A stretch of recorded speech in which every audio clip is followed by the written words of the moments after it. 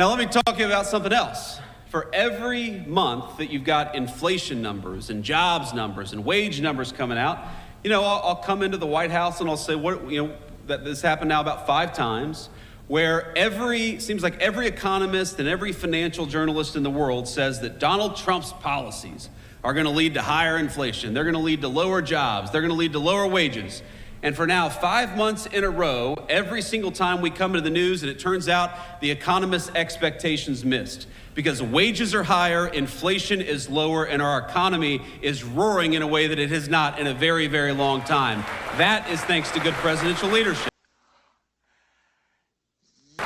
And I'll bring it back to instincts, because when the president came into office, he said, frankly, what he's been saying for 30 years, that we have got to stop allowing foreign companies to take advantage and foreign countries to take advantage of the United States of America.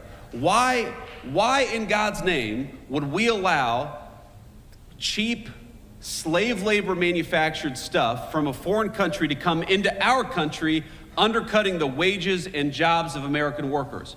And the reason we allowed that to happen is for 30 years, we had a bipartisan failed consensus that we ought to let cheap plastic garbage come into our country at the expense of American jobs and the American families who depend on all those jobs. You know what President Trump said? On April the 2nd, he said, if you tried to undercut the wages of American workers, wow. If you tried to bring in this crap, if you try to expose the American worker to an economic unfairness that you don't force your own countries to deal with, we are going to slap a big fat tariff on what you bring into this country. We're going to penalize you. For once, finally, we had an American president who said, if you want to destroy the wages and the jobs of American workers, you're going to pay a big fat penalty because of it. And that, I believe, has saved the American economy.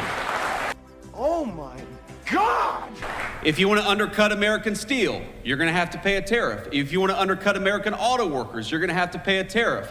And all the economists said, well, what this is going to do is going to produce inflation. And no, what the president said is what it's going to do is one of 2 things. Number one, it's going to force a lot of people to move their factories back to the United States of America. And we've seen more foreign investment in the past 130 days than you've seen in any 130-day period in the history of this country. Oh my gosh, Really? yeah.